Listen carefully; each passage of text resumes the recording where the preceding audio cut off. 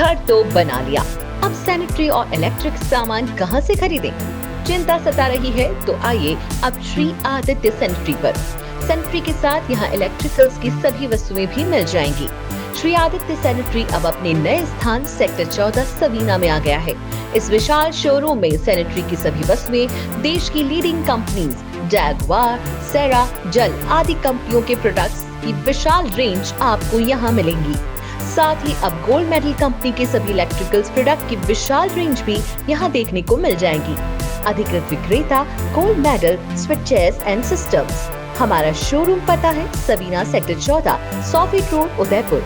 संपर्क करें उज्जवल जैन 9460253186 8005591556। क्या उदयपुर में सिर्फ 13 लाख में UIT कन्वर्टेड प्लॉट मिल सकता है, वो भी फ्री रजिस्ट्री के साथ? बिल्कुल मिल सकता है। तो चले आइए श्री सिद्धि विनायक सोसाइटी में, जहां सपने सच होते हैं। यहाँ पर आपको 800, 900, 1000 और 1100 स्क्वायर फीट के प्लॉट्स आराम से मिल जाएंगे और साथ में कॉर्नर प्लॉट्स भी अवेलेबल हैं। यहाँ पर आपको 40 फीट और 30 फीट की वाइड रोड्स के साथ लश ग्रीनरी और एक सुकून भरा एटमॉस्फेयर भी मिलेगा। Underground water lines, proper demarcation, डामर रोड और प्लांटेशन के साथ यहाँ पर सब कुछ मिलेगा। ये एक UIT अप्रूव्ड प्रोजेक्ट है। यहाँ आप बिना किसी टेंशन के अपना घर बना सकते हैं या फिर इन्वेस्टमेंट कर सकते हैं।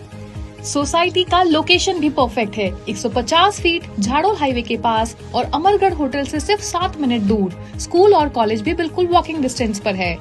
तो देर किस बात की, सिर्फ लिमिटेड प्लॉट्स अवेलेबल हैं और अपने सपनों का प्लॉट श्री सिद्धि विनायक सोसाइटी में बुक करें।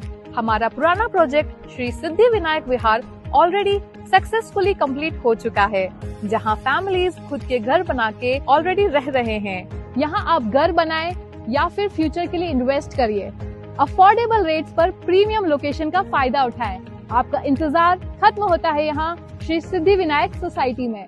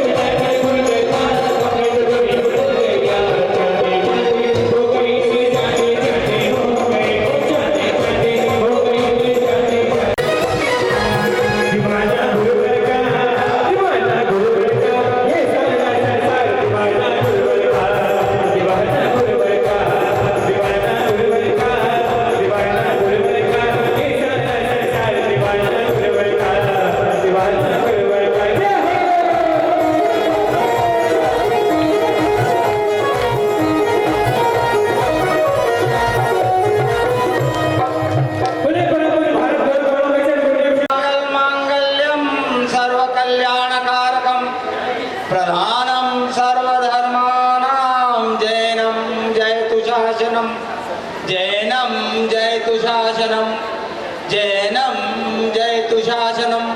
बोलिए आदित्य तीर्थंकर भगवान 1008 आदिनाथ भगवान की, वर्तमान शासन नायक 1008 महावीर भगवान की, चारित्र चक्रवर्ती आचार्य शांति सागर जी महाराज की।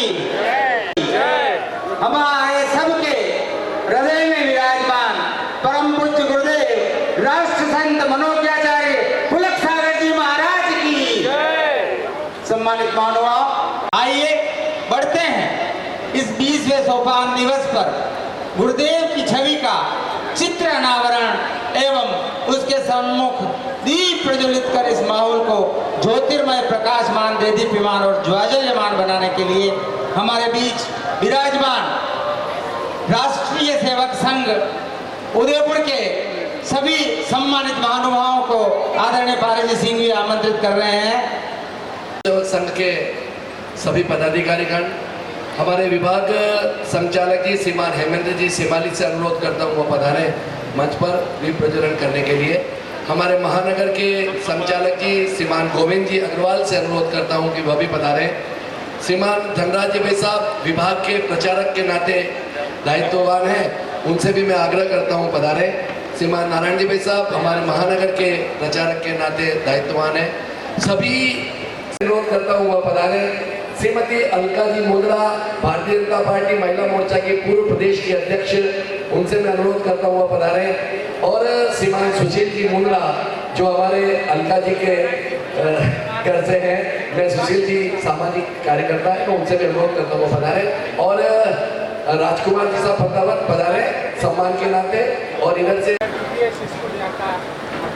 आज के इन मुकुटमणियों का स्वागत और अभिनंदन हमें करना है।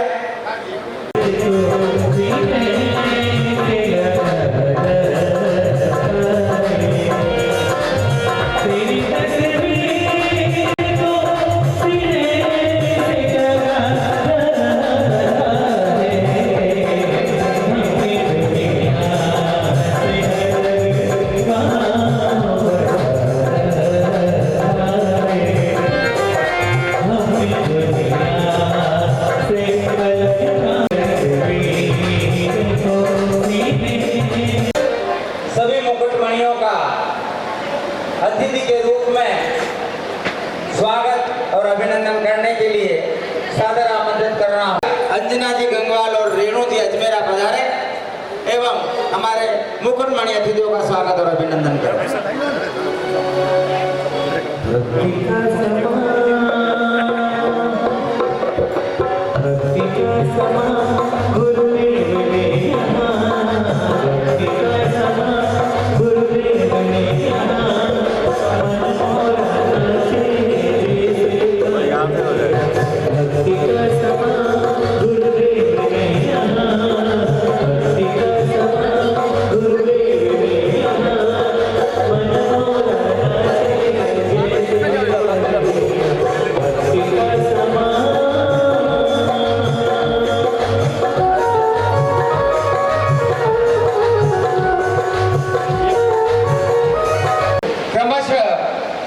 सभी मुकुटमणि अतिथि पधारे और गुरु आशीष प्राप्त करें। आदरणीय विनोद जी फांदोत पारजी सिंह रहे हैं और वर्तमान में उद्योगपति हैं, और अभी वर्तमान में जो दायित्व है विभाग के संघ चालक है माननीय संचालक जी हेमेंद्र जी सिमाली।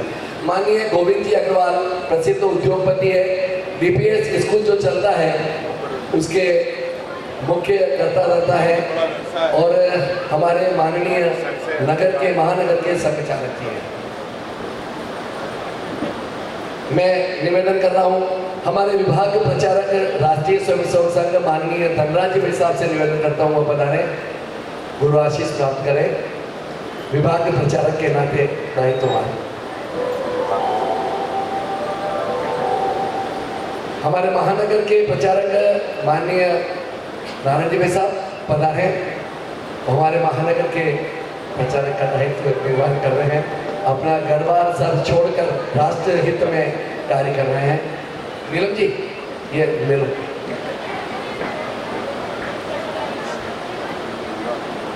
हमारे माननीय सभी संचालक जी माननीय कार्तिकेय जी भाई साहब पधारे। कार्तिकेय जी भाई साहब भी संघ के प्रचारक का दायित्व निर्वहन करने के पश्चात अभी वर्तमान में माननीय संघ चालक ही हैं। एक नगर के हमारे 9 नगर है उसमें एक नगर के संघ चालक ही हैं। माननीय भगवती जी सोनी हमारे माननीय संचालक जी, उनसे मैं निवेदन करता हूँ।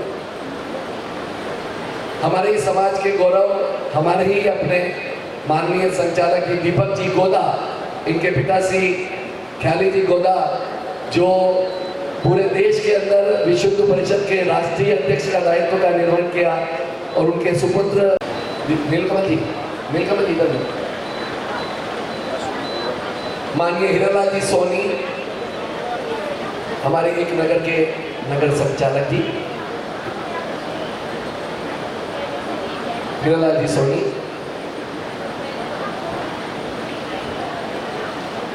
आदरणीय पवन जी भाई साहब प्रसिद्ध उद्योगपति है, हमारा महाराणा प्रताप गौरव केंद्र जो चलता है उसके महामंत्री का दायित्व का भी निर्वहन कर रहे हैं माननीय पवन जी भाई साहब, जो हमारे एक नगर के नगर संचालक भी हैं।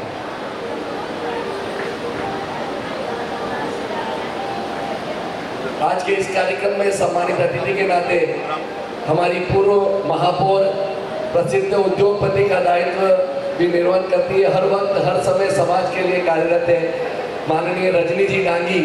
मैं उनसे अनुरोध करता हूँ, समाज में अपनी अग्रणी समाज में अपनी अग्रणी भूमिका का निर्वहन करती है, पूर्व महापौर भी रही।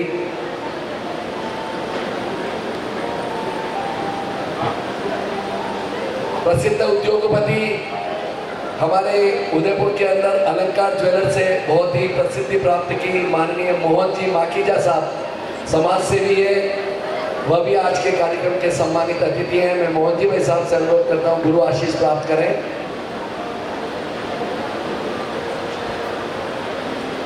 श्रीमती अलका जी मोगरा भारतीय जनता पार्टी महिला मोर्चा की पूर्व प्रदेश की अध्यक्ष रही और समाज सेवी के नाते कार्यरत हैं। अलका जी से अनुरोध करता हूँ आप पधारें, अलका जी मोगरा। और मैं सुशील जी से भी अनुरोध करता हूँ, सुशील जी साथ में पधार जाए, दोनों ही वर वधू। सुशील जी हमारे मित्र भी हैं, विनोद जी के छोटे भाई जैसे हैं, मेरे भी छोटे भाई जैसे हैं। आज के कार्यक्रम के सम्मानित अतिथि गिरवा के पूर्व प्रधान भारतीय जनता पार्टी के वरिष्ठ नेता बिहार करता हूँ गुरु आशीष प्राप्त करें भगत सिंह जी सक्तावत साहब, सभी का नाम लेते हैं।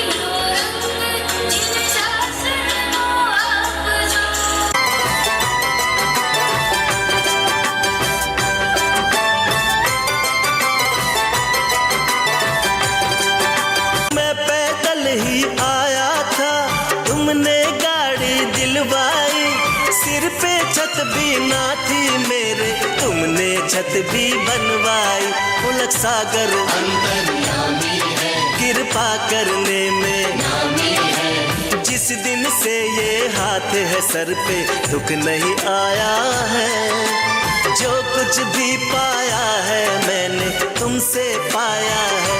बड़ा उपकार है गुरुवर, मिला तेरा प्यार है गुरुवर। बड़ा उपकार गुरुवर, मिला तेरा प्यार है गुरुवर। मथुरा नगरी की सारी जनता इस चमत्कार को नमस्कार करने निकल पड़ी।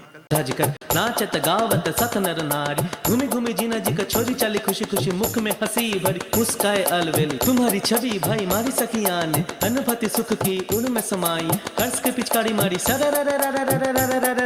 खेलो ज्ञान की होली।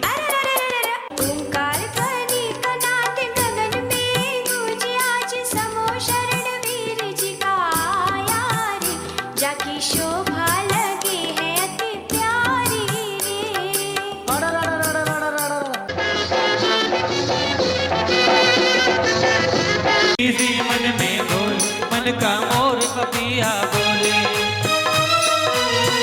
ओ ये हित मित कल्याणी रे।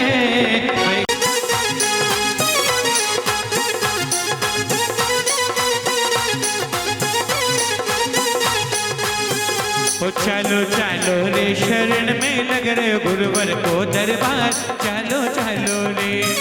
ओ चलो चलो रे नगर में लग रहे गुरुवर को दरबार, तुम भी चलो रे।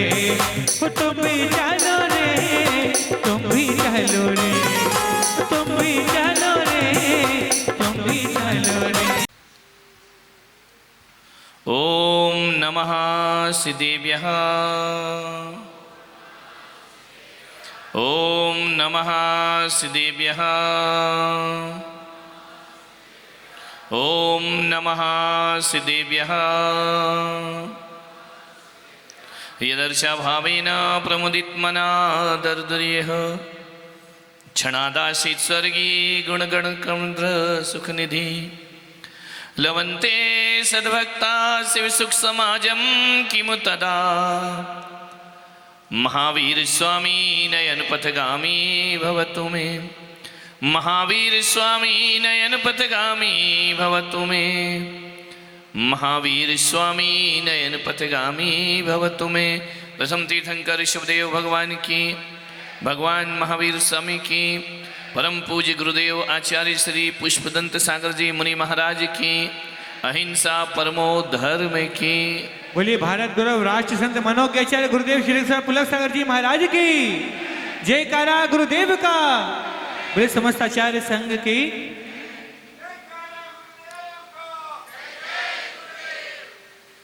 9:10 हो रहे हैं।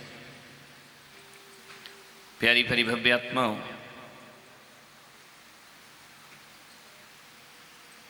दुनिया से माँ बाप एक दिन जाते हैं। ऐसा कोई माता पिता ना होगा कि जो अपने बच्चे की उम्र तक जीवित रहें।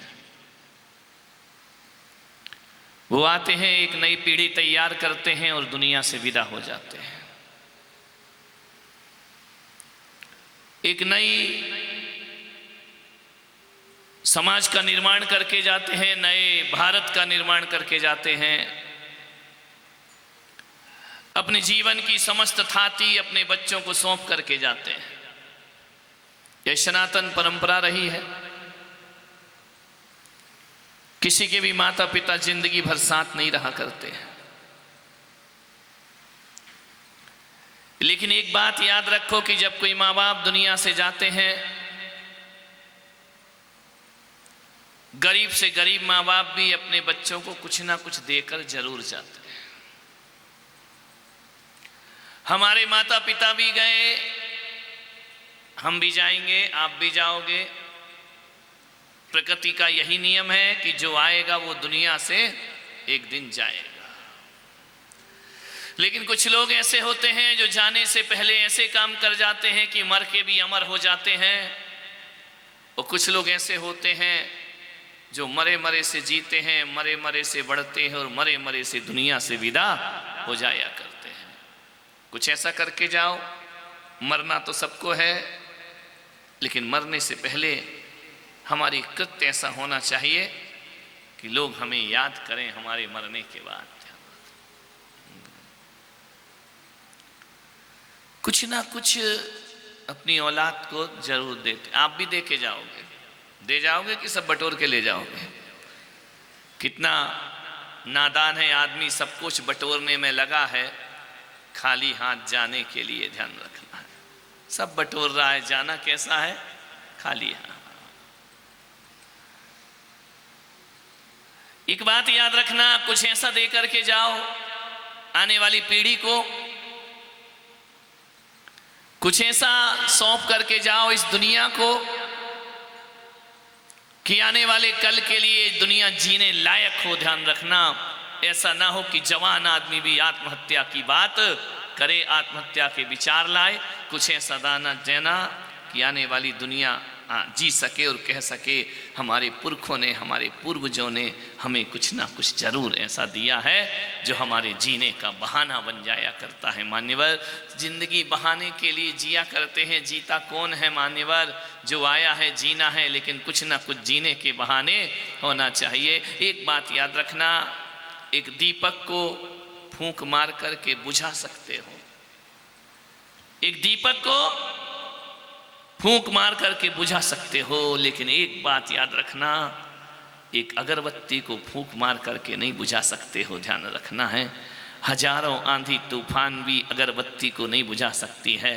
और अगरबत्ती वह है, अगरबत्ती को बुझाना इतना आसान नहीं है। अगरबत्ती बिल्कुल धीमी धीमी जलती है, लेकिन बुझने के बाद भी पूरे कमरे में महक छोड़ करके जाती है, सुगंध छोड़ करके जाती है, पूरे वातावरण को महका करके चली जाती है। तुम सूरज ना बन सको कोई बात नहीं, तुम दीपक ना बन सको कोई बात नहीं, एक छोटी सी पतली दुबली सी अगरबत्ती बन जाओ और सारे जगत को महका करके दुनिया से विदा हो जाओ। महकाओ इस संसार को। मान्यवर, हर माँ बाप कुछ ना कुछ देते हैं। मुझे भी मेरे माता पिता बहुत कुछ दे गए, हालांकि जो वो दे गए वो मेरे किसी काम का नहीं रहा। मैंने अपने रास्ते बदल लिए, जो वो दे गए वो मेरे इस राह में किसी प्रकार से उसका कोई संबंध नहीं। लेकिन मैं इतना जरूर कहता हूं कि मेरे माँ बाप ने मुझे क्या दिया है मुझे नहीं पता, लेकिन मेरे महावीर ने क्या दिया वो आप सब जानते हैं। मैं आपके सामने लेकर के बैठा हूं। ऋषभदेव ने क्या दिया वो लेकर बैठा हूं, राम ने क्या दिया वो लेकर के बैठा हूं। मैं वह ऐसी विरासत लेकर के बैठा हूं आपके सामने। मान्यवर, मेरे महावीर ने जो दिया है खर्चे नहीं कोई चोर न लेवे, दिन दिन रहत बढ़ायो पायो जी मैंने राम रतन धन। मीरा कहती है ये चित्तौड़ का महल कोई छीन लेगा, ये चित्तौड़ का राजे रजवाड़े छिन जाएंगे, ये राग रंग छिन जाएगा, अरे मुझे ये रतन नहीं चाहिए। मीरा ने कहा मैंने तो राम रतन धन पायो। ध्यान रखना, राम के नाम का धन पाया। लेकिन एक बात मेरे आज तक समझ नहीं आई, आज राष्ट्रीय स्वयंसेवक संघ के लोग भी बैठे हैं, बस एक चीज मुझे बता दो, मीरा किसकी पूजा करती थी? यही की थी ना? किसकी पुजारिन थी मीरा? बोलो बोलो, ये भी नहीं मालूम क्या? तो फिर तो तुम्हें हिंदू बनना ही नहीं चाहिए, काय को बने हो? ध्यान रख, किसकी उपासक थी मीरा? हाँ, क्या बात, कृष्ण भगवान गिरधर गोपाल। ध्यान रखना, सोचना है आपको। मीरा ने कृष्ण की पूजा कभी नहीं की, मेरे तो गिरधर गोपाल। कृष्ण तो वो राधा के थे, ध्यान रखना, कान्हा यशोदा के थे, सूरदास के श्याम सुंदर बने बैठे रहते थे। मान्यवर, कृष्ण एक नहीं थे, कृष्ण अनेकों थे। ध्यान रखना, गोपियों के छलिया थे, ग्वालिनों के माखन चोर थे। ध्यान रखना है, एक रूप थोड़ी था कृष्ण का। और रुक्मणी के द्वारकाधीश बन करके जिया करते हैं, वो नारायण कृष्ण हुआ करते हैं। ध्यान रखना, मैंने कहा कि मीरा के आराध्य कौन थे? गिरधर गोपाल। मीरा ने जिंदगी भर कृष्ण भक्ति में जीवन गुजार दिया। मीरा के जितने भी भजन पढ़ो, गीत पढ़ो, हर गीत में मेरे तो गिरधर गोपाल, दूसरा ना कोई। ध्यान रखना, गिरधर गोपाल। एक भी भजन बताओ जिसमें मीरा ने गिरधर गोपाल का नाम न लिया। हर भजन उनकी भक्ति में रंगा। लेकिन मैंने बड़े बड़े वैदिक परंपरा के विद्वानों से भी पूछा कि जब मीरा कृष्ण की भक्त थी, कृष्ण की उपासक थी, गिरधर गोपाल की उपासक थी, तो फिर उसने ये क्यों कहा कि पायो जी मैंने राम रतन धन पायो? वो तो राम की भक्त नहीं, नारायण कृष्ण की भक्त थी, ध्यान रखना। उसे तो कहना था पायो जी मैंने कृष्ण रतन धन पायो। मैंने स्कूल में पढ़ा, बचपन में पढ़ा, मेरे तो गिरधर गोपाल दूसरो ना कोई। मीरा कहती है मेरा कोई नहीं है कृष्ण के अलावा। लेकिन जब उसने पाया तो राम रतन धन क्यों बोला? ध्यान रखना, राम कहां से आ गए? शबरी बोले राम, भीलनी बोले राम, केवट बोले राम, अहिल्या बोले राम, मीरा बोले राम।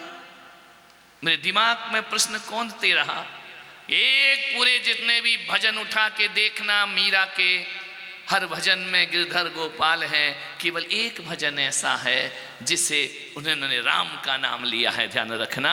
मैंने कहा मीरा राम रतन क्यों बोल रही है? ध्यान रखना, मैंने बहुत सोचा कि राम रतन धन पायो, ये बात कहाँ से आ गई मीरा के जीवन में? कृष्ण रतन धन चलता है, कृष्ण गोपाल चलता है, गिरधर गोपाल चल। बैठ जाएंगे वो अपने आप, डोंट डिस्टर्ब। विचार कर, सोचिए, विचार करना है आपको, चिंतन करना है आपको। एक चिंतन का विषय है कि राम को क्यों कहा। बहुत सोचा, एक ही निष्कर्ष पे निकला कि कृष्ण मीरा के आराध्य थे और राम मीरा का गुरु मंत्र हुआ करता है, ध्यान रखना।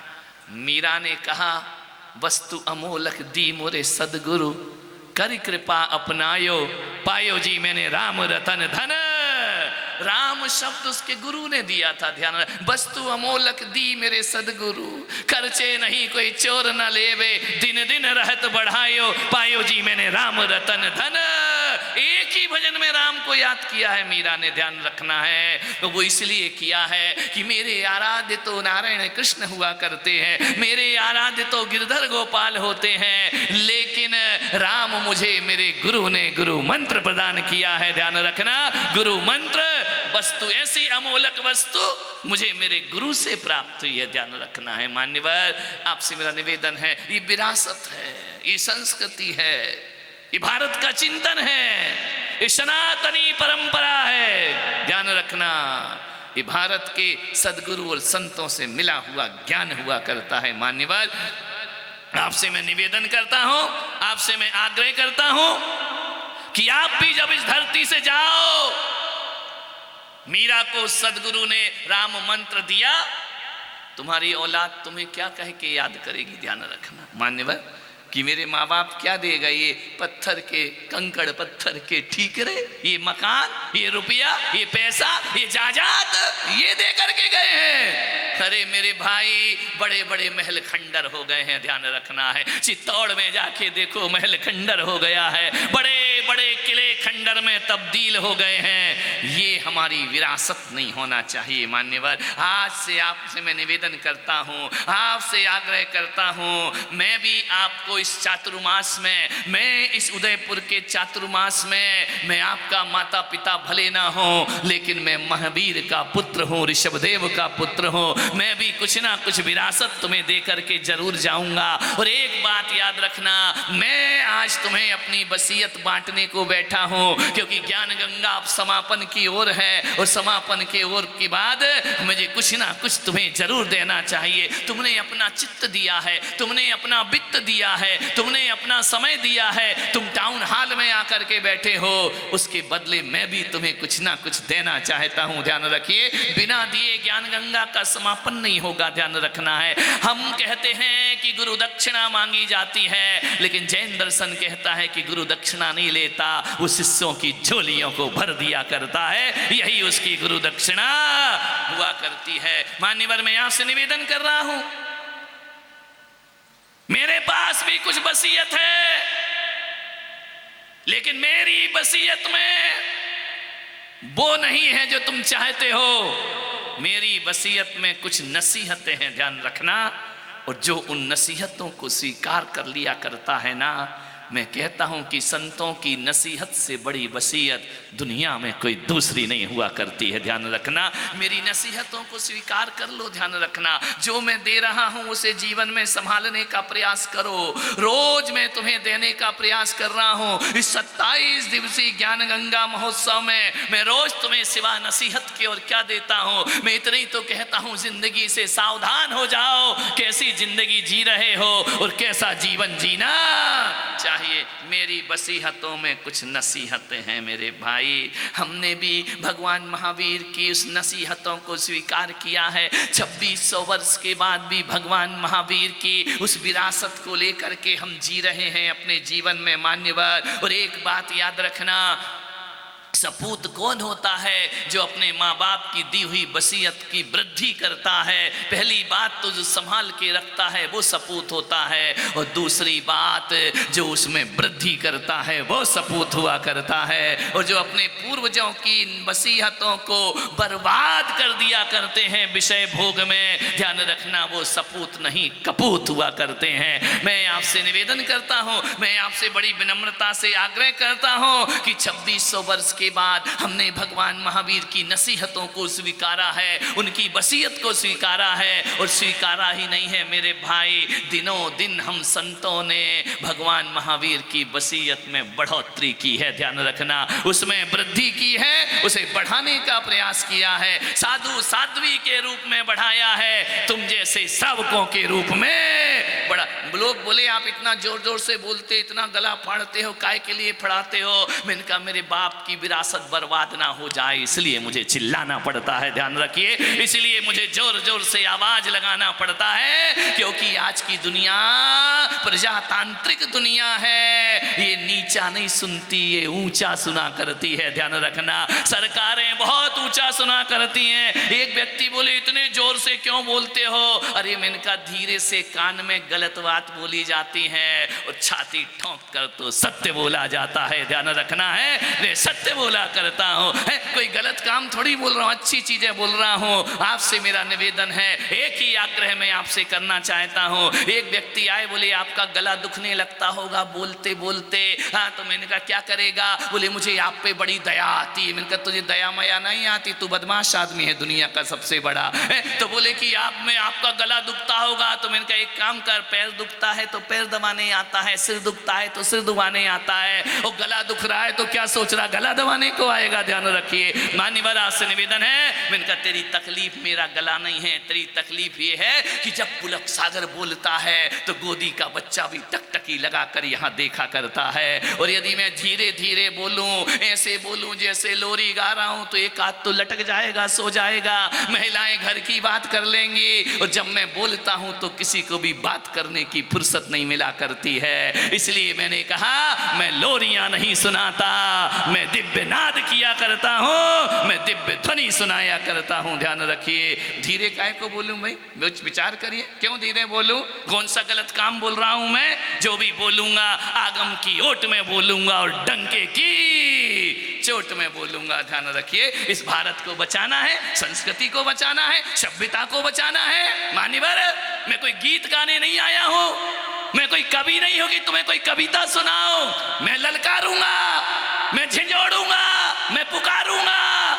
मैं सोते हुए आदमी को जगाना चाहता हूं, और आदमी के सत्य बोलने में इतनी ताकत होना चाहिए कि शमशान घाट में लेटे हुए मुर्दे भी खड़े हो जाना चाहिए। ध्यान रखना है आपसे। महाराणा प्रताप के वंशज महाराणा प्रताप का शौर्य ललकार दिया मुगलों को, खदेड़ दिया भारत से बाहर। ध्यान रखना, वो लोरी सुना के भगाया उनने। ध्यान रखना है, वो मीठे मीठे गीत सुना के भगाया है नहीं, उनके शब्दों में चिंगारी हुआ करती थी, अग्नि की ज्वाला हुआ करती थी। शिवाजी महाराज जिनके शौर्य में वह ताकत थी कि विरोधी विधर्मी लोग शिवाजी महाराज के पास आने में झुलस जाया करते थे। ध्यान रखना, इतना शौर्य हमारे अंदर होना चाहिए, इतना अपने राष्ट्र के प्रति होना चाहिए। मैं आपसे निवेदन करने जा रहा हूं, मैं आपको जो कुछ भी देने जा रहा हूं, एक गरीब से गरीब माता पिता अपने बच्चों को कुछ ना कुछ जरूर देता है। आपसे भी निवेदन है, मरने से पहले वसीयत लिख देना। ध्यान रखना, जो लोग मरने से पहले वसीयत नहीं लिखते उनके घरों में झगड़े होते हैं। मर जाते हैं, बंटवारा करके नहीं जाते हैं। उनके बच्चे कोर्ट कचहरी करते हैं, वो अदालत के धक्के खाते हैं। मैं आपसे निवेदन करूंगा, मरने से पहले अपनी वसीयतनामा जरूर लिखो। ध्यान रखिए, मैं गृहस्थी को स्वर्ग बनाने का सूत्र आपको दे रहा हूं। आपसे कहूंगा महिलाओं से आज घर जाना, कहना सुनो जी लिख दो, आज बुलाओ वकील, किसको क्या देना है। नहीं तो जो लोग बिना लिखे जाते हैं ना, तो तुम तो दुनिया से चले जाते हो। परेशानी पत्नी हुआ करती है, ध्यान रखना। इसके बच्चे इससे झगड़ा करते हैं, इसके बच्चे, ध्यान रखना। एक पति के जाने के बाद पत्नी का अस्तित्व तो खत्म हो जाया करता है। कितने भी बच्चे बहू तुम्हें सम्मान दें, इज्जत दें, हकीकत में गौरवशाली जीवन तो पति के साथ हुआ करता है। ध्यान रखना, ताकत पति हुआ करता है, बच्चे नहीं हुआ करते हैं। इसलिए नहीं होते हैं कि बच्चे भी किसी के पति बन चुके हैं। ध्यान रखना है, वो अपनी पत्नी को गौरव दिया करते हैं। आपसे मेरा निवेदन है, कभी पत्नी कहे कि लिखा पढ़ी कर दो, वसीयतनामा कर दो, तो ये मत सोचना तुम लोग, नहीं तो तुम लोग भी कोई कम नहीं हो। क्यों री, तू मेरे मरने का इंतजार कर रही है। ध्यान रखना, ऐसे उत्तर होते हैं तुम्हारे। तू चाहती मैं मर रहा हूं क्या, अभी कर दूंगा? नहीं मेरे भाई, जीते जी वसीयत कर देना। आपसे मैं निवेदन करने चाहता हूं, आपसे कह रहा हूं, घर को व्यवस्थित करके दुनिया से विदा लेना, वरना घर को नरक बनने में फिर ज्यादा देर नहीं लगा करती है। इतना वसीयत लिखो, ये दुकान तेरे नाम, ये मकान तेरे नाम, बाकी जो संपदा बची है वो मेरे नाम है। और इस संपदा पर मैं, हम दोनों में से एक साथ तो देखो कोई नहीं जाएगा, एक पहले जाएगा, या पत्नी जाएगी या पति जाएगा। मेरे बाद जो जिंदा रहेगा मेरी पति और पत्नी में, यदि मैं गया तो सब कुछ पत्नी का होगा, और पत्नी गई तो सब कुछ। जमाना बदल गया है, ज्यादा भावनाओं में मत बहो, ज्यादा पुत्र मोह में मत बहो। ध्यान रखना, बेटा कब पड़ोसी बन जाए इसकी कोई गारंटी नहीं हो। बेटा पड़ोसी बन जाएगा, ध्यान रखना। जब तक शादी नहीं हुई है तब तक बेटा तुम्हारा है, और जिस दिन शादी हो गई बेटा कहेगा पापा जी आई एम सेपरेट सेपरेट, तुम अलग और हम अलग। ध्यान रख, बेटे कब पड़ोसी हो जाएं इसकी कोई गारंटी नहीं हुआ करती है। हमने अच्छे अच्छे धनपतियों के घरों को बर्बाद होते देखा है, हमने अच्छे अच्छे घरों के करोड़पतियों को, अरबपतियों के घर में अशांति का वातावरण देखा है, हमने अच्छे अच्छे घरों को उजड़ते देखा है। आपसे निवेदन है, ऐसे एक दूसरे को अनाथ करके नहीं जाइए। इस पत्नी को अबला नहीं सबला बनाकर दुनिया से विदा होना चाहिए। ध्यान रखिए, बंटवारा करो, वसीयत लिखो। बच्चों की शादी हो गई, नाती पोते हो गए, अब काहे का इंतजार करते हो? आज ही जाकर अपने घर में आने वाले सुख की किरण को उतार करके जाइए। मान्यवर, कोई रिश्ते नाते दुनिया में नहीं होते हैं। अरे बाप बड़ा ना भैया और सबसे बड़ा। हाँ, इतना मालूम है तो फिर मेरा गला क्यों फड़वा रहे हो? ध्यान रखना है। मान्यवर, विचार करो, घर को स्वर्ग बना के जाओ, ये वसीयत है। गरीब से गरीब भी अपने बच्चों को कुछ देता है। माता पिता वो होते हैं जो अपने जीवन की आहुतियां अपनी औलाद को जरूर दिया करते हैं, उनको अच्छा योग्य बनाने में। नश्वर शरीर के त्याग से पहले अपनी औकात के अनुसार कुछ ना कुछ औलाद को जरूर सौंपो, अपनी पत्नी को जरूर सौंपो। समझदार होते हैं वो माता पिता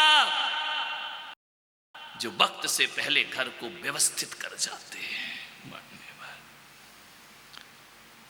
वरना जो एक खून होता है ना, वो खून खून का प्यासा हो जाता है। 2-2 इंच जमीन के टुकड़ों के लिए भाई भाई का दुश्मन हो जाया करता है। मान्यवर, आपसे निवेदन है, कुछ सौंपो इस धरती को, इस परिवार को। परिवारों को संभालो, बड़े गलतियां करते हैं, छोटे जिंदगी भर उसको भुगतते हैं। ध्यान रखिए, आपसे निवेदन है, ऐसी गलतियां अपने जीवन में कभी मत करना। महात्मा बुद्ध 6 वर्ष बाद तपस्या करके अपनी राजधानी में लौटे। महाराजा शुद्धोधन ने सुना कि उनका पुत्र एक दिव्य उपलब्धियां लेकर के आ रहा है नगर में। स्वागत के लिए द्वार सजाए गए, बंधन बाहर बंधे, गुलाब जल से बीथियां को सिंचित किया गया। बहुत स्वागत हुआ। जगह जगह महात्मा बुद्ध के स्वागत में जगह जगह चौक पुरे, पुष्प वृष्टियां हुई। महाराजा शुद्धोधन अपने हाथ में आरती का दीप लिए, थाल लिए, अपने पुत्र के स्वागत में खड़े हैं, क्योंकि ये पुत्र संबोधि को लेकर आया है, ये पुत्र ज्ञान को लेकर आया है। ये पुत्र अब सामान्य पुत्र नहीं है। महाराज महल से निकले और देखा अपने उस पुत्र को जो अब मात्र सिद्धार्थ नहीं, गौतम बुद्ध बनकर के लौटा है। अब वह बुद्धि बोधि को लेकर के लौटा है। महाराज आगे बढ़े, थोड़ा सा झुके, पुत्र के चरण छूने लगे। पुत्र ने अपने पैर पीछे कर लिए। महात्मा बुद्ध ने, महाराजा शुद्धोधन ने कहा कि महात्मा, ये पैर पीछे क्यों कर लिए? बोले तुम मेरे पिता हो, पिता पुत्र के पैर कैसे छू सकता है? महाराजा शुद्धोधन ने कहा कि मैं भले ही पिता हूं, लेकिन तुम पुत्र नहीं रह गए हो। अब तुमने अपने कठोर तपश्चरण से, अपने जीवन से, अपने ज्ञान से, अपनी विरक्ति से, अपने तप से और त्याग से अब तुम पुत्र नहीं रह गए हो। तुम उस ऊंचाई तक पहुंच गए हो जहां पिता पिता नहीं रहता, वह भी अपने पुत्र की चरण वंदना कर लिया करता है, उसके चरणों में प्रणाम करता है। अब तुम साधारण पुत्र नहीं हो, अब तुम महानता को उपलब्ध हो गए हो, ध्यान रखना है। मैं तुम्हारा स्वागत करता हूं महात्मा, इस महल में तुम्हारा अभिनंदन है, पधारिए। महात्मा बुद्ध महल के भीतर गए, बहुत स्वागत हुआ उनका। सारा शहर नम्रीभूत हुआ महात्मा बुद्ध के प्रति। लेकिन जैसे ही नम्रीभूत हुआ तो महात्मा बुद्ध ने कहा कि महाराज, मैं चलूं वापिस अपने वन की ओर? अरे कुछ भिक्षा तो लेकर जाओ, सम्राट भिक्षा दें। महात्मा बुद्ध ने महल के चारों तरफ नजरें दौड़ाई, एक एक स्थान को देखा जिसे 6 साल पहले छोड़ करके गए थे। देखते हैं महात्मा बुद्ध, मालूम है, उन्होंने सम्राट से पूछा कि महाराज, यशोधरा दिखाई नहीं देती है। पिता ने कहा कि पुत्र, किस यशोधरा की बात करते हो? वह जिसे तुम रात को 12 बजे छोड़ करके चले गए, सोता हुआ। आज भी मेरी पुत्र वधू झरोखे में बैठकर तुम्हारा इंतजार कर रही है। महात्मा, यशोधरा ने 6 साल नींद नहीं निकाली है, वह आज भी टकटकी लगाकर देख रही है कि तुम आओगे, गौतम आएंगे, सिद्धार्थ आएंगे, सम्राट आएंगे, भावी सम्राट। वह आज भी खड़ी खड़ी तुम्हारा इंतजार करती है, न दिन देखती है न रात देखती है। महात्मा बुद्ध ने कहा कि सम्राट, यशोधरे कहाँ है? बोले ऊपर महल में जाओ, झरोखे में जड़वत बन करके बैठी हुई है, तुम्हारे प्रेम में, तुम्हारे विरह में पत्थर हो गई है, न खाती है न पीती है, दुनिया के राग रंग उसे पसंद नहीं आया करते हैं। रात दिन तुम्हारी रास्ते पर निगाहों के फूल बिछा करके बैठी है, पलक पावड़े बिछाई बैठी है कि महात्मा बुद्ध एक दिन लौट करके जरूर आएंगे, जरूर आएंगे। आज आए हो तुम। सम्राट ने कहा कि जाओ अपनी धर्म पत्नी से मिल करके आओ। महात्मा महल में ऊपर गए, बैठी है जड़ बनी, केश बिखरे हुए, ना श्रृंगार है ना स्नान है, इंतजार कर रही है। जैसे महात्मा बुद्ध पहुंचे, उसके सामने जाकर खड़े हुए, यशोधरे। यशोधरा ने पलट के देखा, कोई आ गया। आवाज तो उन्हीं की लगती है। आवाज लगाई महात्मा बुद्ध ने, यशोधरे देखो मैं आ गया हूं, एक दिव्य ज्ञान को लेकर आया हूं, दिव्य प्रकाश को लेकर आया हूं। यशोधरा ने धीरे धीरे सिर घुमाया, देखा, महात्मा बुद्ध के चरणों पे निगाह रखी और सिर तक देखा, दृष्टिपात किया अपने उस परम दिव्य धनी, दिव्य बोधि को प्राप्त हुए महापुरुष के। बैठी है यशोधरा, देख रही। महात्मा बुद्ध ने कहा, तुम अभिवादन नहीं करोगी मेरा?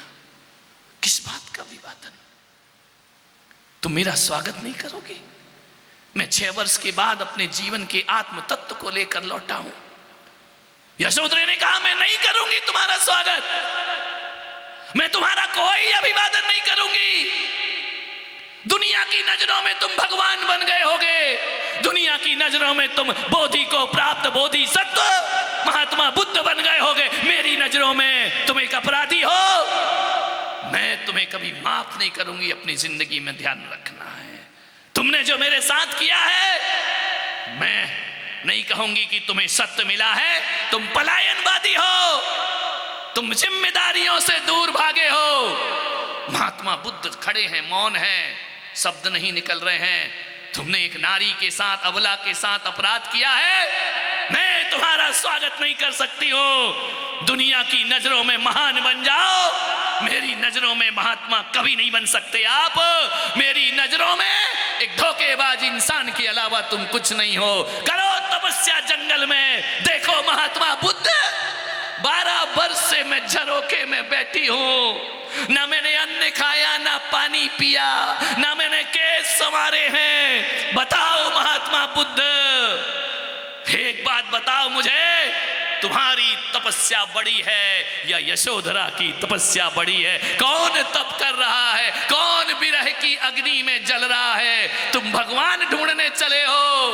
अरे ध्यान रखो, इंसान से भागे फिरते हो, भगवान को तुम क्या पाओगे? ध्यान रखना। महात्मा, मैं तुम्हें कभी जीवन में क्षमा नहीं कर सकती हूं, मेरी नजरों में तुम हमेशा अपराधी रहोगे। महात्मा बुद्ध के कंठ से एक शब्द नहीं था, पलकें झुका ली महात्मा बुद्ध ने, खड़े हैं निशब्द। खड़ी हुई यशोधरा, उसने कहा, मैं आपकी चरण वंदना नहीं कर सकती हूं। एक बात बताओ, 6 साल से मैं तुम्हारा इंतजार कर रही हूं। जब तुमको जाना था तो मुझसे बोल कर तो जाते, इतना तो बोलते कि यशोधरे मुझे राग रंग अच्छे नहीं लगते, मुझे बोल देना कि मुझे विषय भोग अच्छे नहीं लगते हैं, बोल कर तो जाते मुझे कि मुझे ये संसार अच्छा नहीं लगता है। तो महात्मा बुद्ध, अफसोस है यशोधरा तुम्हारे पथ की बाधा कभी नहीं बनती, ध्यान रखना। लेकिन दुख इस बात का है कि आपने मुझे साधारण मरण धर्मा स्त्री समझा। मैं साधारण मरण धर्मा स्त्री नहीं, मैं छत्राणी हूं, ध्यान रखना। तुम्हारे पथ की बाधा कभी नहीं बनती। सिद्धि हेतु स्वामी गए, यह गौरव की बात। सिद्धि हेतु स्वामी गए, यह गौरव की बात, लेकिन चोरी चोरी गए, यही हृदय आघात। मेरे हृदय में आघात है, तुम चोरी चोरी भगे हो। सिद्ध हुए तो स्वामी गए, यह गौरव की बात, पर चोरी चोरी गए, यही हृदय आघात। सखी वो मुझसे कहकर जाते तो क्या मुझको वो अपनी पथ की बाधा पाते? ध्यान रखना, मैं कभी तुम्हारी बाधा नहीं बनती। तुमने बगावत की है मुझसे, तुमने पलायन किया है मुझसे, मेरी नजरों में तुम कभी महान नहीं होगे। तपस्या तुम्हारी नहीं महात्मा, तपस्या मैं 6 साल से कर रही हूं। झट से पुत्र राहुल का हाथ पकड़ा यशोधरे ने। मालूम है, रात को 12 बजे अंधेरी रात में इस छोटे से बच्चे के साथ सोता हुआ मुझे तुम भाग गए थे। किस परम तत्व की तलाश में गए थे? कहकर भी नहीं गए। अद्भुत संन्यास था महात्मा बुद्ध का। ये राहुल है, 6 साल उम्र हो गई इसकी। आज ये राहुल, देख पुत्र, ये तेरे पिता हैं और मैं आज इस राहुल अपने पुत्र से, उसके पिता से मैं वसीयत मांगती हूं, मैं विरासत मांगती हूं। महात्मा बुद्ध, जब अपने पुत्र को देने के लिए तुम्हारे पास कुछ नहीं था तो पुत्र को जन्म क्यों दिया था तुमने? ध्यान रखिए, प्रश्न थे एक विरहिणी के। क्या दिया तुमने इस पुत्र को? एक निर्धन से निर्धन पिता भी बच्चों को झोपड़ी तो देता है, तुम तो 12 बजे रात को भाग गए। ध्यान रखना है, क्या देकर गए? मैं कहती हूं कि पुत्र तुमसे अपनी विरासत मांगता है। महात्मा बुद्ध ने महल की तरफ देखा। यशोधरी ने कहा, नहीं, ये महल तुम्हारे पिता का है, तुम्हारा नहीं है। और अपना बेटा अपने पितामह से विरासत नहीं मांग रहा, अपने पिता से विरासत मांग रहा है। तुम्हारा क्या है? ये तो पितामह का बनाया हुआ है, ये सम्राट, ये राज्य इसके दादा का है, ये तुम्हारा नहीं है। महात्मा, कुछ देर बुद्ध चुप रहे, राहुल की तरफ देखा। कातर निगाहों से राहुल महात्मा बुद्ध को देखता, अपने पिता को देखता है। महात्मा बुद्ध ने राहुल से कहा कि राहुल, तेरी मां मुझसे विरासत मांगती है। तेरी मां कहती है मेरे बच्चे को वसीयत दो। राहुल का हाथ पकड़ा महात्मा बुद्ध ने, महल से उतार कर आंगन में लेकर आए और आंगन में खड़े होकर कहा, हे प्रजाजनों, हे राहुल की मां यशोधरे, एक पिता के पास जो होता है वह अपने पुत्र को देता है। मैं आज तेरे पुत्र को उसकी वसीयत और विरासत सौंपता हूं। तूने कहा है मेरे पुत्र को विरासत दो। महात्मा बुद्ध ने अपने झोले में से एक भिक्षा पात्र निकाला, राहुल के हाथ में रख दिया। ये तेरी विरासत है, ये तेरी वसीयत है, यह मैं तुझे प्रदान करता हूं। अभी तक बुद्ध मौन थे, ये यशोधरा मौन हो गई। तूने पुत्र के लिए वसीयत मांगा, ये सन्यासी पिता अपने पुत्र को इससे बड़ी कोई वसीयत नहीं दे सकता है, कोई विरासत नहीं दे सकता है। ये भिक्षा पात्र मेरी संपदा है। और कहते हैं, कहानी कहती है, राहुल के हाथ में भिक्षा पात्र रखा और 6 वर्ष का राहुल पिता के साथ सन्यास लेकर भिक्षु बनकर वन की ओर चला जाता है। देख यशोधरे, मैंने अपने पुत्र को उसकी विरासत सौंप दी। ध्यान रखना है। अब यशोधरा निशब्द है, देखती है पति भी गए और पुत्र भी गया। तो यशोधरे ने सोचा, मेरा महल में क्या काम है। महात्मा के चरणों में भिक्षुणी बन करके जीवन गुजार दिया करती है। ध्यान रखना। आपसे मैं आग्रह कहता हूं, क्या सोचते हो आप, मैं जिस वसीयत की बात कर रहा हूं वो रुपए पैसे की वसीयत नहीं। क्या सौंप कर जाओगे आने वाली पीढ़ी को आप? मैं आपसे निवेदन करता हूं, जमीन जायदाद के अलावा कुछ और भी होता है, दौलत के अलावा कुछ और भी होता है हमारे पास। ये मकान ही वसीयत नहीं है, ये दुकान, ये परिवार, ये ऑफिस, ये व्यापार, ये बच्चे, ये पत्नियां, यही विरासत नहीं हुआ करते हैं मेरे भाई। मैं आपसे कहता हूं, अपने बच्चों को धन दौलत सौंपो या न सौंपो, जो जीवन में तुमने यश कमाया है वो यश अपने बच्चों को सौंप करके जाइए। जो प्रतिष्ठा कमाई है वो बच्चों को सौंप कर जाइए। जो संस्कार तुमने जिए हैं वो संस्कार अपनी औलाद को देकर जाइए। मेरे भाई, मैं आपसे निवेदन कर रहा हूं, बहुत कुछ है देने के लिए। एक मेरा भक्त एक दिन आया मेरे पास, आंसू भरे भरे, आंखों में आंसू थे। दर्शन को आया, ऐसे तो मुझसे कभी नहीं मिला, लेकिन वो मेरा टीवी भक्त था।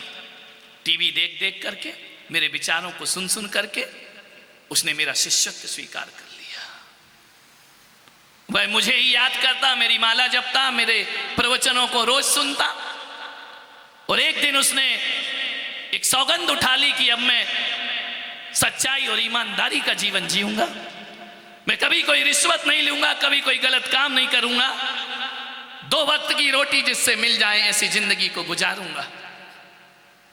एक दिन वो मेरे पास आया पूछते पाछते, मैंने कहा कौन हो तुम? बोले मैं आपका भक्त हूं। मैंने कहा मैं आपको नहीं जानता हूं। बोले जानो या ना जानो लेकिन मैं आपको जानता हूं। मैंने आपसे टीवी में प्रवचन सुन सुन करके अपनी जिंदगी को बदलना चाहा और मैंने 10 साल प्रयास किया गुरुदेव, मैंने अपना जीवन बदल लिया। पहले मैंने बहुत दौलत कमाई, नंबर 2 की दौलत कमाई, बेईमानी का पैसा कमाया, गुस्सा मेरे नाक पे रखा रहता था, अहंकार मेरे सिर पे चढ़ा रहता था। लेकिन जब से आपके प्रवचन सुने, उनका ये जिंदगी भी कोई जिंदगी है क्या? मैं आने वाले बच्चों को क्या सौंप करके जाऊंगा? मैंने उस दिन से नियम ले लिया, एक सादगी का जीवन जीऊंगा, एक आदर्श जिंदगी जी करके दिखाऊंगा। महाराज, मेरे यार दोस्तों ने कहा कि तू पागल हो गया है, महाराज की बातों में लगा है, जिंदगी ऐसे नहीं जी जाती है। मैंने कहा कुछ भी हो जाए, मैंने गुरु वचनों को सिर पर धारण कर लिया है, मैं उससे कभी अलग नहीं होऊंगा। मेरी पत्नी ने मुझे बेवकूफ समझा, मेरे भाइयों ने मुझे मूर्ख समझा। जब कोई धर्म के रास्ते पर चलता है ना, तो सारी दुनिया उसे पागल समझा करती है। मीरा ने धर्म पकड़ा तो लोगों ने कहा पागल हो गई है, ध्यान रखना। सबरी ने पकड़ा तो बोले पागल हो गई है, सेठ सुदर्शन पागल हो गए, मैना सुंदरी पागल हो गई। एक बात बताऊं उदयपुर वालों, जब सारी दुनिया तुम्हें पागल कहने लगे ना, तब समझना कि तुम में थोड़ी अकल आ गई है, ध्यान रखना है। ये दुनिया समझदारों को पागल समझा करती है, ध्यान रखना। धन्यवाद। अकल आ गई महाराज मुझे। तो फिर मैंने कहा तुम रोते क्यों हो? बोले आपको देखकर मुझे रोना आ गया। उसने आंसुओं से मेरे चरण प्रक्षाल किए। तो मैंने कहा दुखी हो? बोले नहीं, मैं जो शांति का अनुभव मैं आज कर रहा हूं, जो संतोष मुझे आज प्राप्त हुआ है, वो मुझे नोटों के बिस्तरों में प्राप्त नहीं हो सका महाराज। आपके वचनों ने मेरे जीवन को संतोष प्रदान किया है। मैंने कहा हुआ क्या? बोले मेरी बेटी 21 साल 22 साल की हो गई, पढ़ाई लिखाई हो गई उसकी। मैंने सोचा कि बेटी बड़ी हो गई है, इसके लिए वर ढूंढना चाहिए, इसके हाथ पीले कर दूं महाराज, इसका घर बसा दूं, मैं फिर शांति का जीवन जीऊं अपने जीवन में। बस एक ही विकल्प है, मेरी बेटी का घर बस जाना चाहिए। 2-3 साल मुझे उसके वर ढूंढने में लगे। जो भी बेटा आया बेटी ने रिजेक्ट कर दिया। आज महाराज वो 24 साल की हो गई। मैंने सोचा कि आधुनिक जीवन जीने वाली है, आज के युग में जी रही है। मैंने उस बेटी से एक कमरे में बुलाया और उसकी मां के सामने बेटी से पूछा, बेटी तू हर लड़का रिजेक्ट करती है, आज के युग में इस सदी में, बोल तेरे मन में कोई लड़का तो नहीं है? उसने कहा पापा कैसी बात करते हो? बोले नहीं बेटी, पूछना जरूरी है, आज का माहौल ऐसा बन गया है।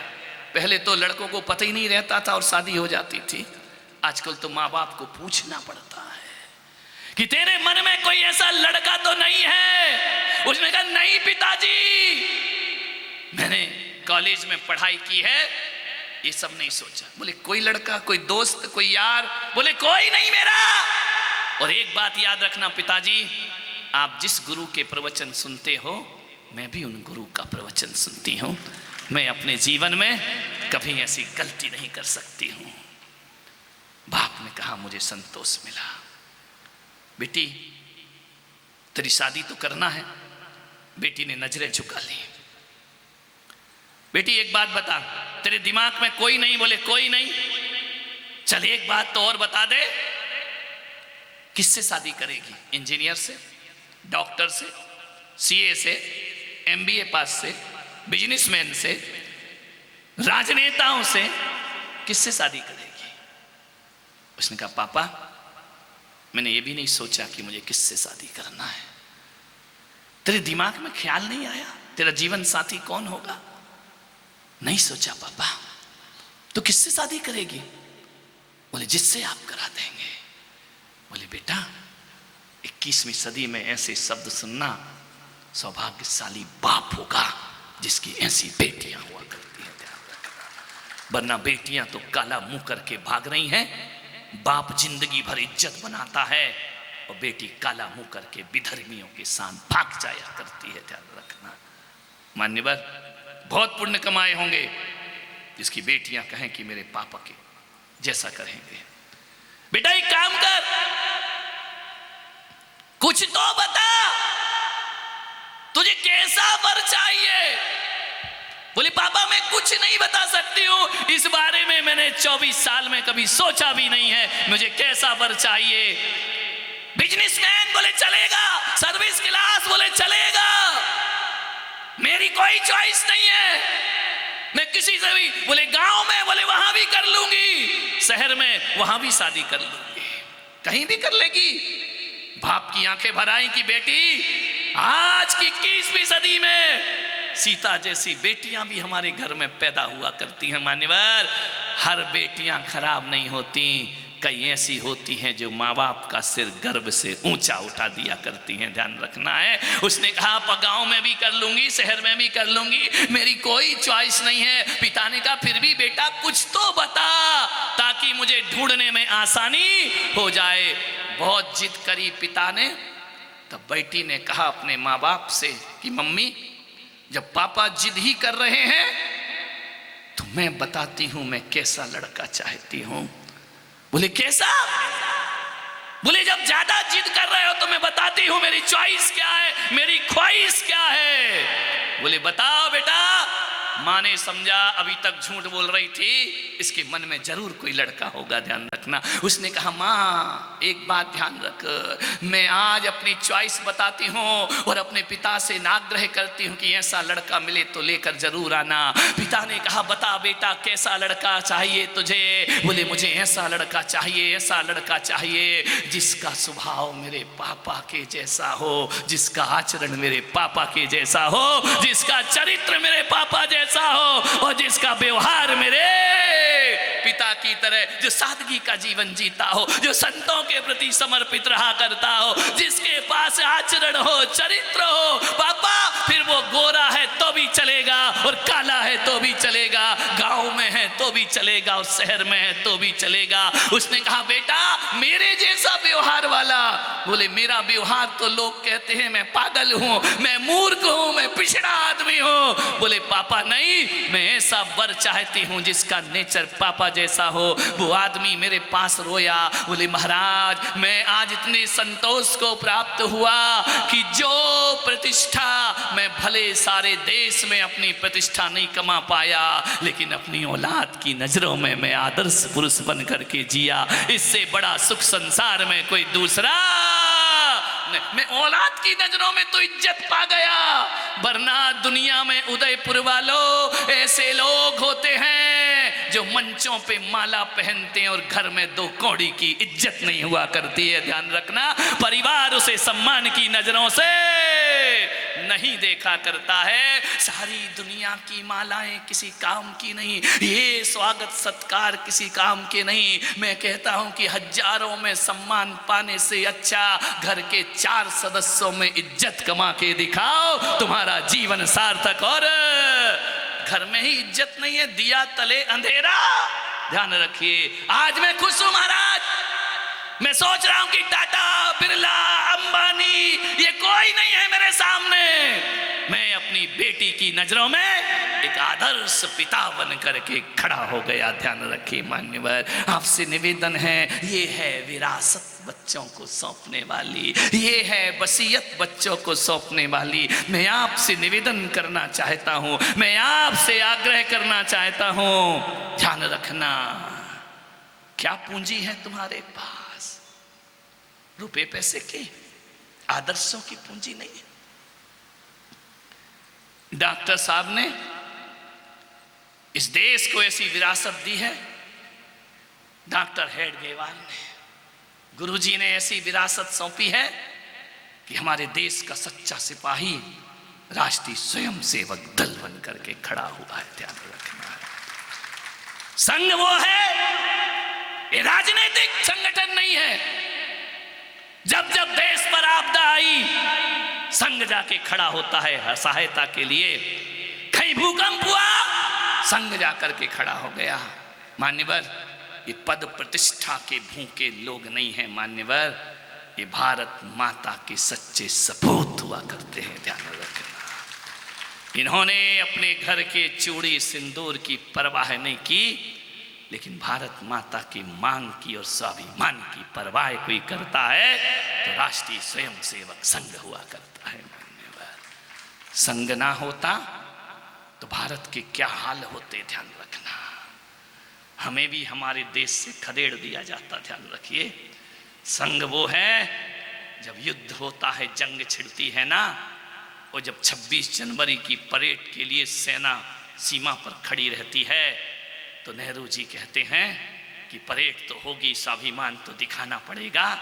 उस समय जब सेना के सैनिक नहीं होते हैं, आरएसएस संघ चला करता है परेड में, भारत का सच्चा सैनिक बनकर, भारत का सच्चा सपूत बनकर के चला करता है, ध्यान रखिए। संघ वो है जो भारत की असली ताकत हुआ करती है। आज यहाँ संघ के स्वयं सेवक बैठे हैं, गर्व है मुझे, 30 साल से मैं संघ के हर कार्यक्रम में शामिल होता हूँ, और देश का एक पहला दिगंबर साधु मैं ही होऊंगा जो 35,000 स्वयं सेवक के साथ पंथ संचलन में मैं आगे आगे अगवानी करते हुए ये राष्ट्र के सपूत। इन्हें कोई पद प्रतिष्ठा नहीं चाहिए, वे प्रचारक किसी संत की साधना से कम नहीं होते हैं, ये विवाह नहीं करते हैं, ये लोग वो होते हैं जो किसी का बना भोजन नहीं करते हैं, ये वो लोग हैं जो साधु का जीवन जिया करते। किसके लिए जी रहे हैं? भारत माता के लिए, ध्यान रखना। इन्हें कोई मतलब नहीं है निजी स्वार्थों से, ये किसी जलूस की शोभा नहीं बनते हैं, ये किसी शोभा यात्रा में शोभा बन के नहीं चलते हैं। जब भी माँ भारती को जरूरत होती है तो राष्ट्रीय स्वयंसेवक संघ आकर के खड़ा हो जाया करता है मान्यवर। कितनी त्रासदियां झेली इस देश ने, संघ मजबूती से चला। डॉक्टर साहब की वह विरासत, एक गंगा की पतली लकीर थी, 4-5 लोगों से संघ चला शुरू हुआ था, और आज राजभक्तों की इतनी होड़ लग गई कि वह गंगा की पतली लकीर बढ़ते बढ़ते आज गंगा सागर में परिवर्तित हो गई, ध्यान रखना है। हमेशा यह ज्योति जलती रहे। मैं नागपुर गया, संघ के मुख्य कार्यालय में गया, मुझे ले जाया गया, मैंने सब चीज़ों को देखा, समझा। ये मत सोचना कि ये बैठे हैं इसलिए प्रशंसा कर रहा हूँ, नहीं, फोकट की प्रशंसा मुझे कुछ मतलब नहीं है। मुझे कौन सा राजनेताओं का राज चाहिए, मुझे कौन सी संपदा चाहिए। मेरा आशीर्वाद न किसी पार्टी को है, न किसी संगठन को है, मेरा आशीर्वाद उन पर है जो भारत माता की विरासत को मजबूत बना करके रखते हैं, ध्यान रखना। जब तक संघ है, ये भारत माता अब कभी गुलामियों की बेड़ियों में जकड़ने वाली नहीं है, ध्यान रखना। हजारों आसुरी शक्तियां आ जाएंगी, भारत का कुछ नहीं। चिल्ला ले अमेरिका, लगा ले टैरिफ, कोई जरूरत नहीं है। अब भारत इतना मजबूत है किसी किसी अमेरिका के सामने हाथ फैलाने की जरूरत नहीं हुआ करती है। पछताएगा भारत नहीं, पछताएगा अमेरिका। एक समय परमाणु का अटल जी ने जब परमाणु परीक्षण किया, भारत पर प्रतिबंध लगा दिए अमेरिका ने, ध्यान रखना। और जब जरूरत पड़ती है तो यही अमेरिका भारत से प्रतिबंध हटा लिया करता है। भारत माता एक मजबूत हो चुकी है। विचार, एक समय मोदी जी को अमेरिका ने वीजा नहीं दिया, हमारे देश में नहीं आ सकते हो। एक समय वह था जब वीजा देने को तैयार नहीं था, और एक समय ये है कि अब जीजा बनाने को तैयार है, ध्यान रखिए मान्यवर। विचार करना है, अब हमारा भारत वो भारत नहीं है मान्यवर। ये बातें फिर कभी करूंगा, 15 अगस्त आ रहा है, उस समय पुलक सागर संत नहीं देशभक्त बन करके यहाँ प्रवचन करेगा, ध्यान रखना। एक अवसर मिलता है भारती के लिए, भारती के चरणों में समर्पित होने के लिए। विरासत सौंपो, ये विरासत है, हमारी संस्कृति है, ये हमारे देश की ताकत है। एक बात याद रखना, दो लोग ही दुनिया में याद किए जाते हैं, दो लोग, ज्यादा नहीं। कुछ भी कर लो, कुछ भी देख लो, दो लोग ही दुनिया में याद किए जाते हैं। अभी मुझे संघ के कार्यकर्ताओं ने पंच परिवर्तन की है,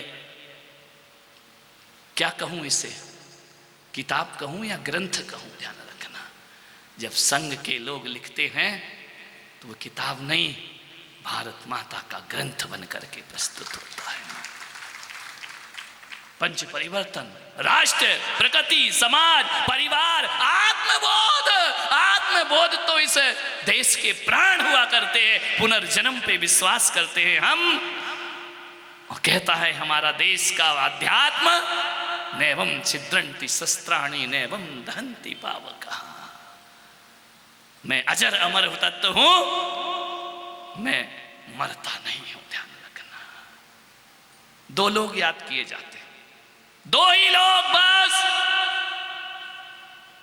एक तो वो लोग याद किए जाते हैं जो कुछ लिख करके जाते हैं, ध्यान, अमर होते हैं वो। देह से तो आज तक कोई अमर नहीं हुआ, देह से अमर ना भीष्म पितामह हुए, देह से अमर ना मीरा होती है जहर पीने के बाद भी, और देह की अमरता को मैं अमरता भी नहीं कहता हूं। जिसका नाम 100 साल के बाद भी लोगों पर जीवान हो, लोगों की जुबान पर मौजूद हो, वो व्यक्ति मरकर भी अमर हो जाया करता है। ध्यान रखना, 100 साल के बाद भी लोग जिसे याद करें। एक तो वो लोग अमर होते हैं जो कुछ लिख कर जाते हैं, या फिर दूसरे वो लोग अमर होते हैं जिन पर कुछ लिखा जा सकता है। मेरे भाई ध्यान रखना, मेरे राम ने रामायण नहीं लिखी, महावीर ने महावीर पुराण नहीं लिखे, ऋषभदेव ने महापुराण नहीं लिखा। ये वो महापुरुष थे जिन्होंने कुछ नहीं लिखा, लेकिन ऐसा जीवन जिया कि उन पर हजारों हजारों पृष्ठ के ग्रंथ बन जाया करते। ऐसा जीवन उन्होंने, उन पर लिखा जा सकता है। ऐसे महापुरुष बने वो जिस पर लिखा जा सकता है। तुम ऐसे नहीं बन सकते, कोई बात नहीं है, लेकिन कुछ ऐसा लिख करके जाओ। तुलसीदास, वाल्मीकि, जिनसेन, जयसेन आचार्य, समंत्र भद्र कुंद कुंद, इन पर कुछ नहीं लिखा गया, इनने लिखा उन पर। ध्यान रखना, या अपनी लेखनी से किसी भारत के सपूत के लिए कुछ लिख कर जाओ, या भारत के सपूत बन जाओ।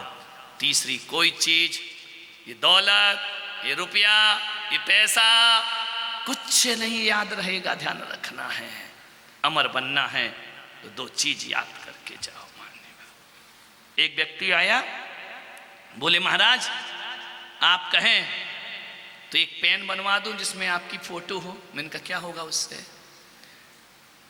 उससे मैं अमर हो जाऊंगा। बोले नहीं महाराज, प्रभाव ना होगी। मैंने कहा मैं जिंदा रहूंगा, पेन मर जाएगा, मेरे ही सामने मर जाएगा, टूट जाएगा वो तो, उसकी तो आयु अल्प है। बोले महाराज आप कहें तो ब्राच बनवा दें, लॉकेट बनवा दें। मैंने कहा पागलो, करते हमारा विनोद फोटोएं बांट रहा मंगवा के, वक्त है। लेकिन मैं इतना जरूर कहूंगा कि मैं पुलक सागर चाहता हूं कि मुझे पेन की तस्वीर मत बनाओ, उसे जेब में मत डालो मेरे भाई, मैं किसी की जेब में आने वाला नहीं हूं। यदि मुझे रखना है तो दीवारों पर नहीं, अपने दिल में टांग करके रखो। ध्यान रखना है तो मेरा जीना और बोलना सार्थक हो जाएगा।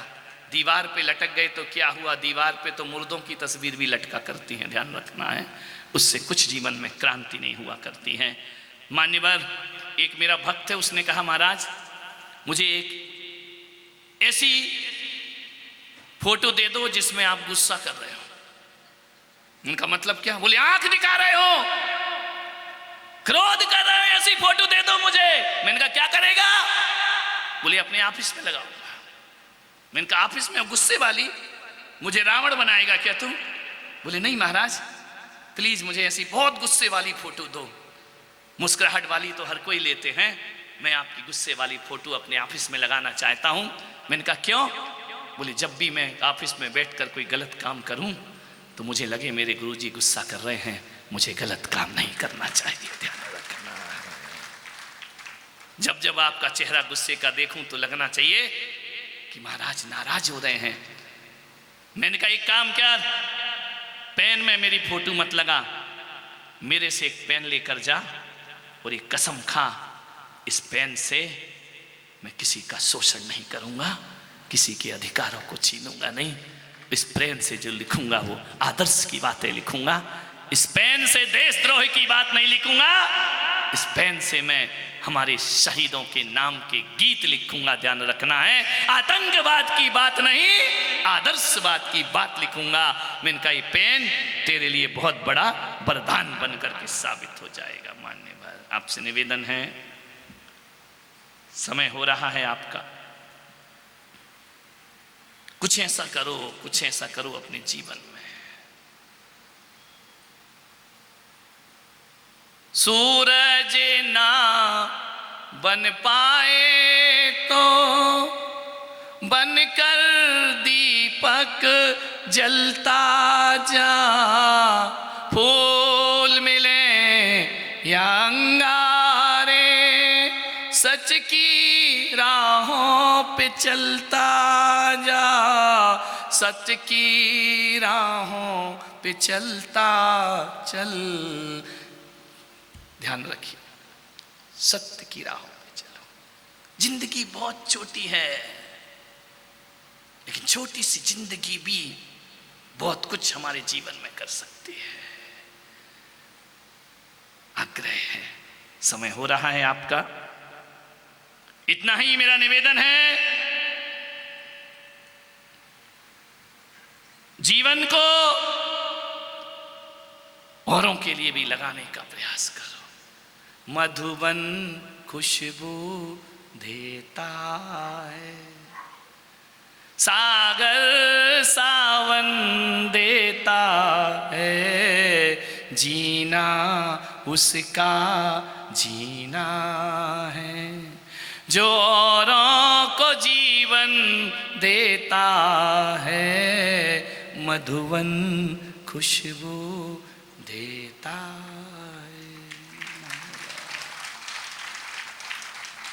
मां भारती के इस चमन को खिला करके जाओ। ध्यान रखना, अपने परिवार को कुछ आदर्श दे करके जाओ। एक बात पूछ के समाप्त करता हूं, ईमानदारी से बताना। महिलाओं से पूछता हूं,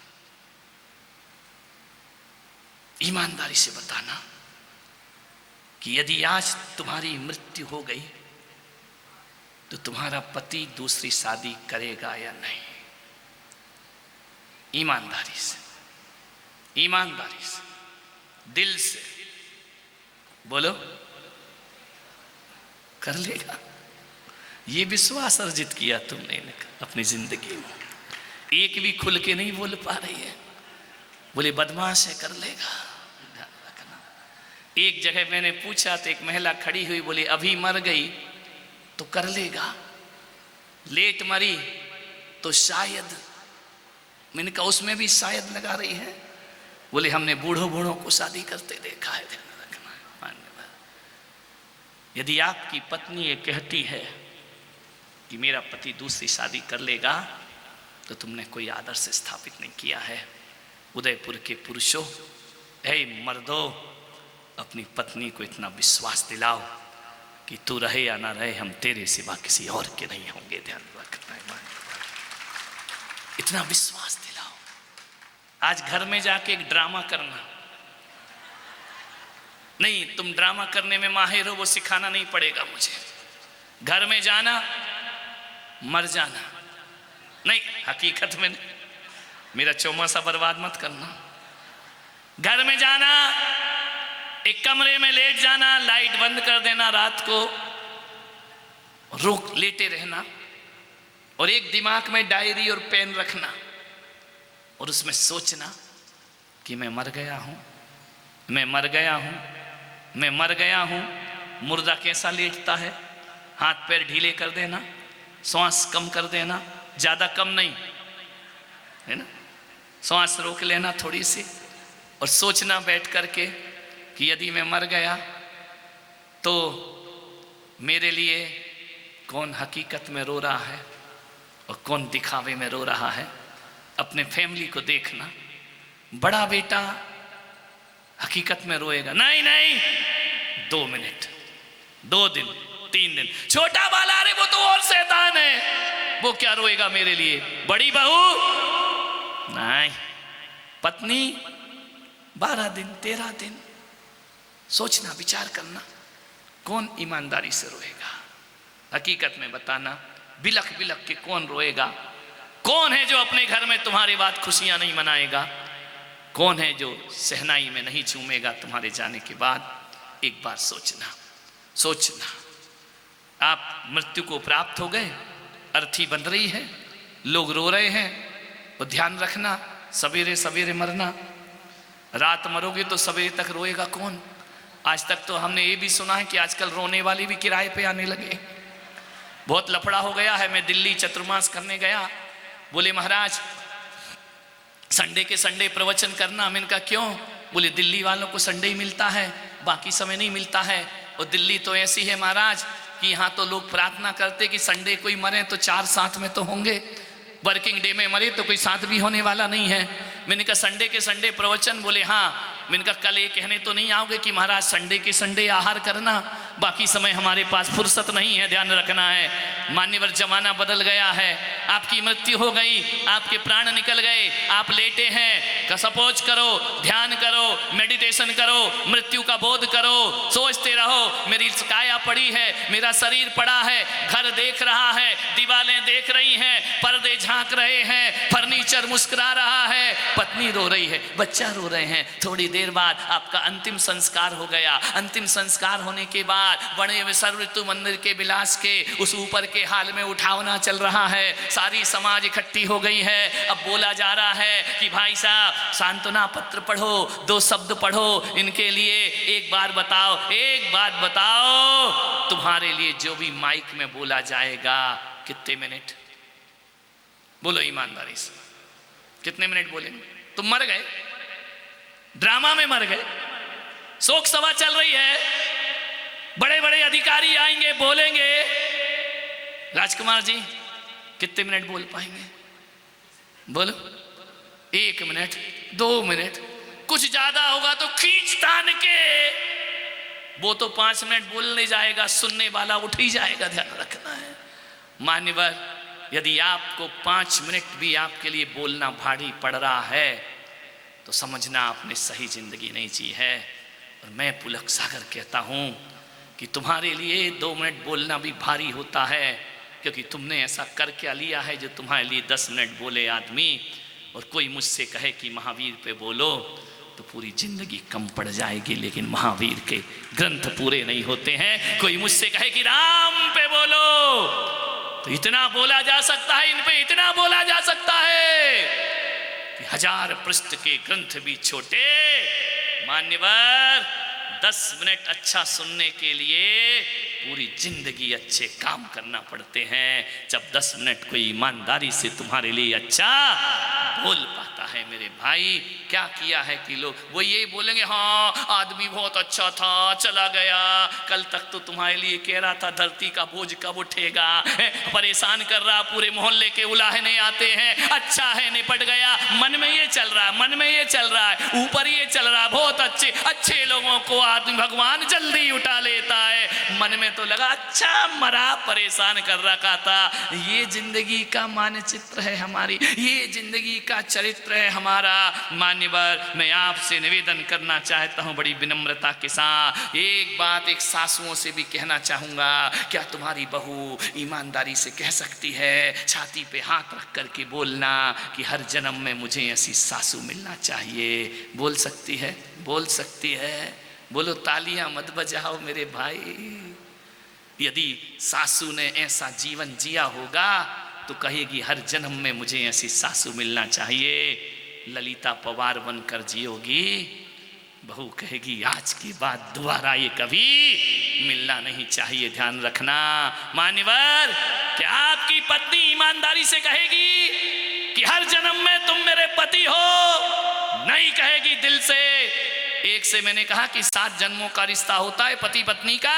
पत्नी बोली महाराज ऐसा मत बोलो, ये 7वां जन्म हो तो अच्छा है, दोबारा ये मिलना नहीं चाहिए, मुझे जिंदगी में ध्यान रखना है। आपसे मेरा निवेदन है, आपसे। वो बेटी ने कहा मेरे पापा जी के स्वभाव जैसा पति होना चाहिए। मान्यवर, क्या आपके घर के लोग, क्या आपकी बहू, क्या आप कह सकती हैं ये बहू मुझे हर जन्म में मिलना चाहिए? यदि नहीं कह सकते हो तो मैं पुलक सागर कहता हूँ, आज से नियम करके उठो, हम अपनी जिंदगी को बदल के रहेंगे, हम अपने स्वभाव को बदल के रहेंगे, हम अपने व्यक्तित्व को बदल के रहेंगे।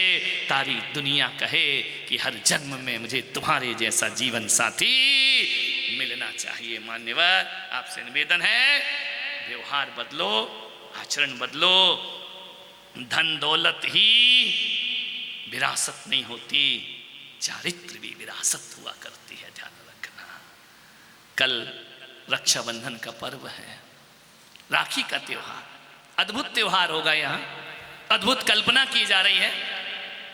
कल कोई भी सच्चा गुरु भक्त जब तक संत की पिच्छी पर राखी ना बांध ले, अपने भाई को राखी नहीं बांधेंगे, ध्यान रखना है। संत की पिच्छी पर राखी बांधो। कल यहां पर पूरे पंडाल में हजारों राखियों का वितरण होगा और ये हमारी मातृशक्ति, ये इन सबको हाथ में राखी बांधेंगे इसी पंडाल में, ध्यान रखिए। मान्यवर, विचार करना है, क्यों गड़बड़ है क्या? कई तो कह रही हम आएंगे नहीं महाराज, ऐसे काम कराओगे तो कल देखूंगा तुम्हारा व्यक्तित्व कैसा है। एक एक के हाथ में राखी बांधिए। मान्यवर, राखी ही एक ऐसा त्योहार है जो भावनाओं की पवित्रता का त्योहार हुआ करता है, ध्यान रखिए। फ्रेंडशिप डे नहीं मनाएंगे, वैलेंटाइन डे नहीं मनना चाहिए इस देश में। कल विशेष बातें करूंगा, आज नहीं, ध्यान रखना। कल पूरा पंडाल रक्षा बंधन में पंडाल होगा, ध्यान रखना। अद्भुत यहाँ का नजारा होगा। संतों की पिच्छियों पर राखी बांधने की होड़ लगेगी। पूरे दिन संत निवास में राखी बांधी जाएंगी।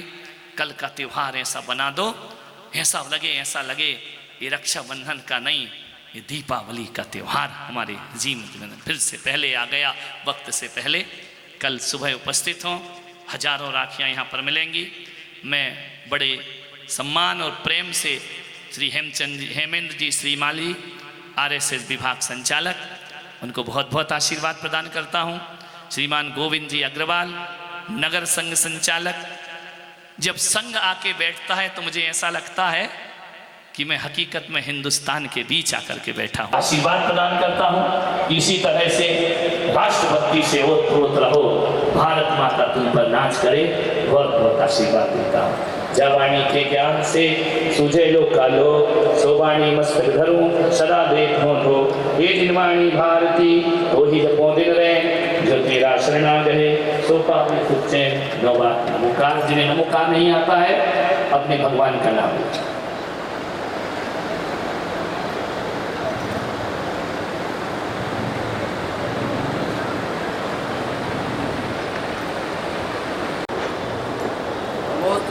सभी आपस में जय जय।